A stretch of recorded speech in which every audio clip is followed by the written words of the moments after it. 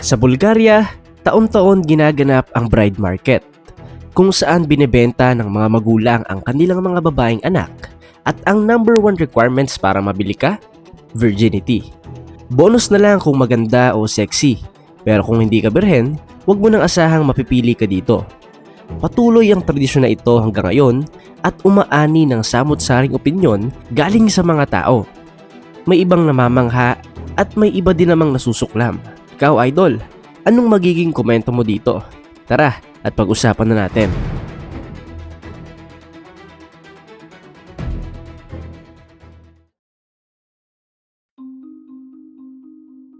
Sa silangang bahagi ng Bulgaria, matatagpuan ang Stara Zagora, kung saan nagaganap ang bride market. Taon-taon, nagtitipon dito ang mga tinatawag na Kalaiji Roman community. Take note, idol, hindi ito open sa ibang lahi o community. Tanging mga Kalaiji lang din ang pwedeng bumili sa mga babaeng ito. Karamihan sa mga babae dito ay anak ng mga panday ng lata. At alam mo ba na kahit hindi ganon kalaki ang kinikita nila, ay gumagastos sila ng malaki para mabihisan at mapaganda ang kanilang mga anak. Dahil para sa kanila mga idol ay investment ang event na ito. Kung birhen ang standard ng mga babae para mabenta, kung ikaw naman ay lalaki, hindi mo sila madadala sa bait, sa pogi o sa ganda ng sasakyan mo. Dahil pagbaba mo pa lang dito, isa lang ang tanong ng magulang sa'yo. May pera ka ba? Isa sa kultura ng mga Kalaiji na kinaiinisan ng marami ay ang pagpapahinto sa pag-aaral sa mga kababaihan kapag sila ay nagkakamuwang na, dahil natatakot sila na baka masalisihan pa ito. Bukod kasi sa hindi na sila madadala sa bride market, ay kahihiyan ito para sa kanilang angkan. Kaya naman 10% lang ng mga Kalaiji ang nakatapak sa high school. Karamihan sa kanila ay hindi na rin natutong magbasa at magsulat sapagkat kinakasal na sila sa murang edad pa lamang. At kadalasan, mas matanda ang mga lalaki dahil wala pang pera ang mga batang lalaki na kaedad sana nila. Bago pa man magkita-kita sa bride market ang mga taong ito, ay medyo magkakakilala na ang mga Kalaiji dahil gumagamit din sila ng social media. Actually, bago nga dumating ang araw ng market day, ay nagtitipon-tipon ang mga babaeng ito para mag-testing ng mga damit, make-ups, at sasabayan na lang din nila ito ng photoshoots na kanilang pinapost sa Facebook para pang-hook sa mga kalalakihan. May isang ama ang na-interview kung kamusta ang paghahanda niya dahil 2 anak na babae niya ang susubukan nilang mahanapan ng mapapangasawa. Ayon sa kanya ay hindi ito ganun kadali, lalo na't ang gastos ng mga gamit sa pagbibihis.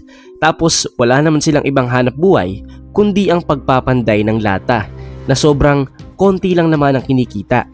Kaya talagang sugal ito, idol, para sa kanila at ganun na lamang kahalaga ang araw na ito sa maraming mga tao doon. Bago dumating ang araw ng market day ay may padispedida ang pamilyang ito kung saan invited ang lahat ng kapitbahay na may mga babae ding anak. Sayawan, kainan, party at kanya-kanyang showcase ng mga kandidato para sa big day na paparating. Marami ang nagsasabi na ang party na ito ay pangbudol nila sa mga mayayaman. Pero ayon sa mga eksperto, ito ay bahagi lamang ng kanilang pag-celebrate sa paparating na kasal ng kanilang mga anak. Kinabukasan sa bride market sa Stara Zagora, nagtitipon ang mahigit kumulang 2,000 na Kalaiji sa isang bakante at malawak na parking lot. Ang daming nangyayari mga idol sa paligid. May mga babaeng inuuwi na, may mga paparating pa lang, may mga nagsasayawan, at may mga nagtatawaran. Oo, Lodi, may bidding dito. Kapag 2 lalaki kayo ang nagkagusto sa isang babae, dapat ay may mas mataas ka na offer. Kundi, hindi mo mauuwi ang babaeng target mo. 13 years old hanggang 20 years old ang pwedeng makasama sa bidding. Grabe, idol, yung mga kapatid na lalaki dito ay akala mo tsinelas lang ang binebenta, parang naglalako lang sa Divisoria. Syempre, hindi rin may iwasan dito ang magkagulo mga idol, lalo na't pag may pinag-aagawang babae. Ito ang rate ng mga babae dito, idol. Hindi ka rin naman makakasali sa kanila, kaya naman sasabihin ko na lang din sa'yo. Ang mga birhen na nasa 13 to 20 years old ay nagkakahalaga ng 12,000 US dollars o tumataginting na 736,000 pesos. Sobrang laki na noon mga idol para sa kanila. Hindi nila kikitain yon sa isang taon sa pagpapanday lang ng lata. Ang mga rare naman na babae na may blue na mata ay halos doble ang presyo. Yung mga babae naman na 20 years old pataas na hindi nakuha sa bride market ng mga nakaraang taon ay halos pamigay na ang presyo. May kasama pang freebies. Ano naman ang mangyayari kapag napili ka at natuloy ang deal na maging asawa ka sa bride market? Kapag nagkasundo na ang dalawang pamilya sa bride price, ganito ang proseso. Step 1. Agreement. Magkakaroon ng verbal agreement sa market pero hindi pa agad ikakasal. Step 2. Engagement at celebration. Pupunta ang pamilya ng lalaki sa bahay ng babae para sa malaking handaan. May sayawan, musika at pagkain. Dito na rin madalas binibigay ang bayad sa bride. Step 3. Actual wedding. Pagkatapos ng ilang linggo o buwan, isinasagawa na ang totoong kasal. Traditional Roma wedding na puno ng kulay, sayaw at malaking handaan. At ang huling bahagi, bagong buhay. Pagkatapos ng kasal, ililipat na ang babae sa bahay ng pamilya ng lalaki at doon na siya titira bilang asawa. Hindi pwedeng pa-virgin guys dahil pwede kang ibalik sa pamilya mo at bawiin ang binayad kapag nabulgar ka. Pero linawin natin ang realidad idol.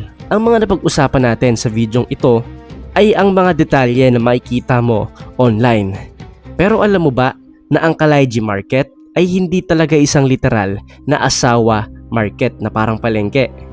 Ito ay isang tradisyonal na pagtitipon ng isang maliit na komunidad ng Roma o eto nga yung mga Kalayji. Ginagawa nila ito para mapanatili ang kanilang kultura at makapag-asawa sa loob lamang ng grupo. May mga tatay pa nga na handang makipagpatayan kapag ang anak nilang babae ay na-inlove sa hindi Kalayji.